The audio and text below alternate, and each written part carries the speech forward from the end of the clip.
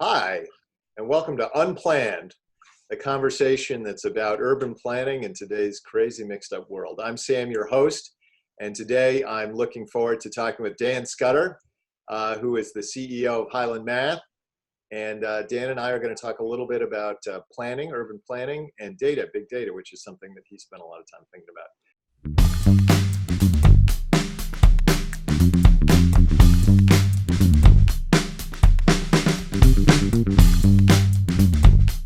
So Dan, turns out you're actually the inaugural episode, so I also want to especially welcome you for that too. All right. So Dan, tell us a little bit. You've done some work. My background's in urban planning. I'm fascinated by cities and how they work. You've done some background in planning, but you also have a big background in data. Tell us a little bit about yourself and kind of where you're coming from and who you are. Yeah. So I'm currently CEO of a company called Highland Math, which is a data monetization, data intelligence company based here in Boston. That's been going on for about 2 years, so we're still early stage. But prior to that, I was co-founder and a longtime executive at a company called LiveRamp, which today is a public company. And for those that don't know LiveRamp is a big marketing data platform. And LiveRamp really grew rapidly with the growth of using different forms of data to personalize consumer experiences and things like that in the marketing environment. And so that experience really gave me a deep understanding of sort of the data ecosystem, if you want to call it that, and all the different sources of data that are available. In the LiveRamp world, it was to solve marketing challenges. One of our goals at Highland Math is really to bring that data out to solve other challenges outside of marketing that exist in urban planning, which we'll talk more about today. But that's really kind of where I built out my data chops and got an understanding of sort of the volume of data that's really exploded in the last decade that now can be used to help the world make better decisions. Well, let's pick it up from there. So you understand there's a lot of data out there. I think for people like me, we only sort of understand that. And then you started thinking about cities or about urban planning. How did that come about? What's that all about? Yeah, so I think it came mainly from a town I used to live in, where there's a lot of different questions sort of in the public debate around development and traffic and different real estate questions around how to permit different use cases for different sets of real estate. And it always felt like there was a lot of public discussion and obviously big decisions being made that impacted the local community, but a lack of data and almost a lot of the decisions were driven by a lot of emotion and sort of political sides. And it felt like a lot of the data that was available was really based on census data.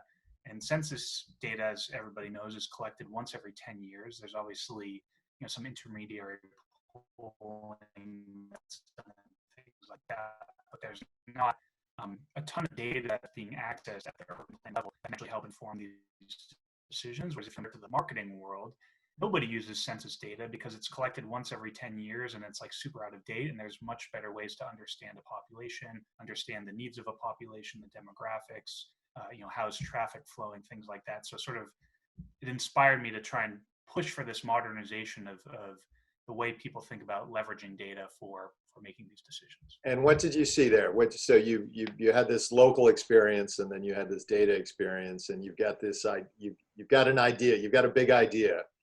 What's the idea? I'm going to agree with you. A lot of the data in planning was collected a long time ago, and cities, things change quickly. They always have, but they change, especially these days. So what's your big idea? How are you seeing this come together? So, for example, I think there's a few constituencies in urban planning that are important to serve. One, there's the local governments, so the politicians and civil servants who work in the government, work within the urban planning departments, and just need better sources of information to better understand what's happening with the population and be able to better make decisions. So packaging up a set of data products for that group is important.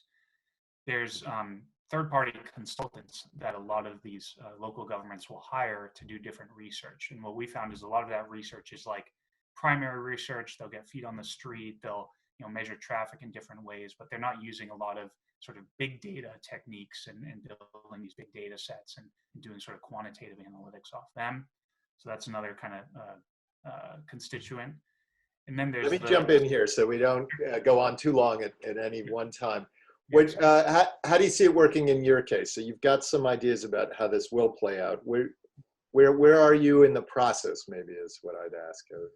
Yeah, so Highland Math today, we've curated the data. So we have about 60 data sets under management, ranging from location data, weather data, real estate data, demographic data, things like that. So the data all exists in the Highland Math environment.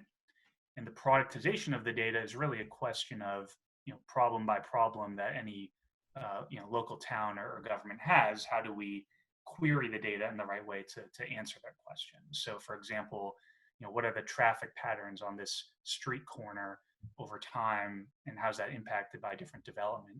You can look at mobile location data off of mobile devices, mobile phones, and understand traffic patterns, car traffic, pedestrian traffic, all of that. And you can forecast some models off that data to better understand how different decisions will impact traffic, both vehicle and pedestrian. And how hard is it to access that data? The data is obviously out there. I know that the New York Times, for example, did a lot of interesting data sets off of mobile phone data at the beginning of COVID. How hard is it for somebody like you or Highland Math to get access to that data? Or is it just out there?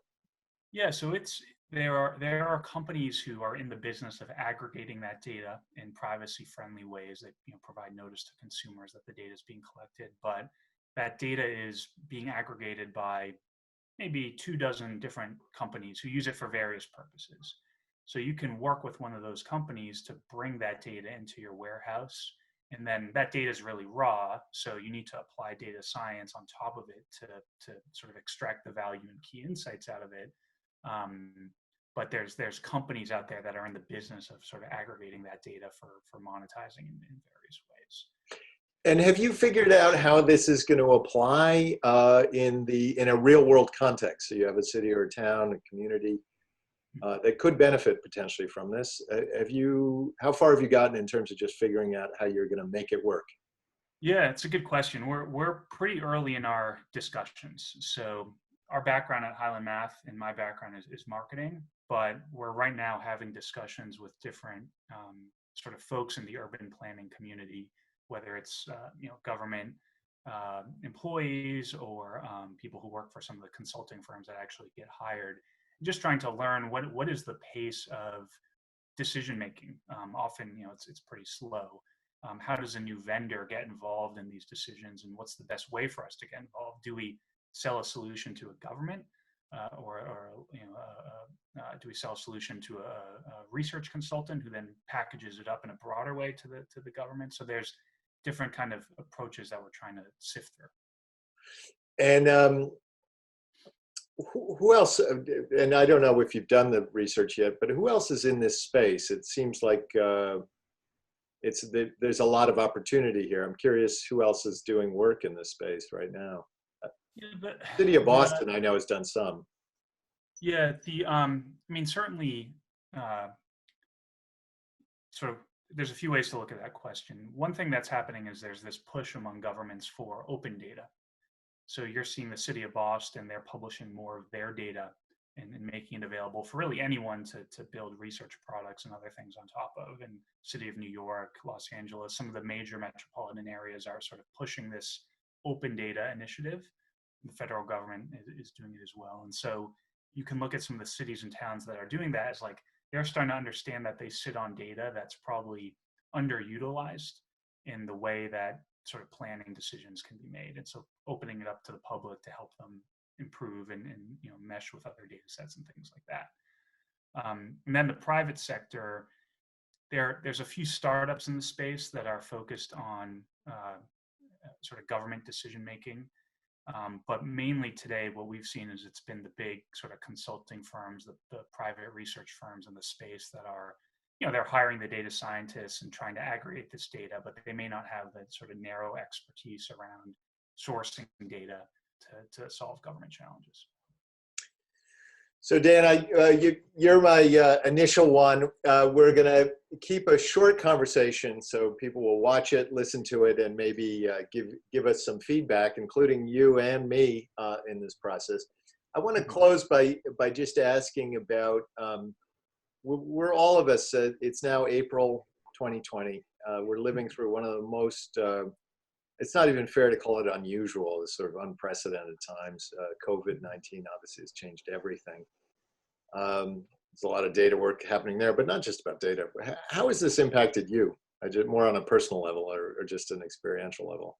Yeah, it's been interesting because we actually at home we had a new baby in December, at the end of December, and so me and my wife had been on maternity leave, starting at that point for several months, and I'd been working from home more, just to support having two kids at home, and so then all of a sudden the quarantine or lockdown kicks in, and it's sort of been a strange extended paternity leave for us that looks like it will continue on for at least several more months. So it's in some ways it's been nice to sort of have that home time and with the young family and be able to spend more time here, but certainly challenging from a how do my grandparents see, or how do my parents see their grandkids and things like that, and sort of figuring out how to socialize and stay healthy in the right way. And obviously for other people, there's serious health issues going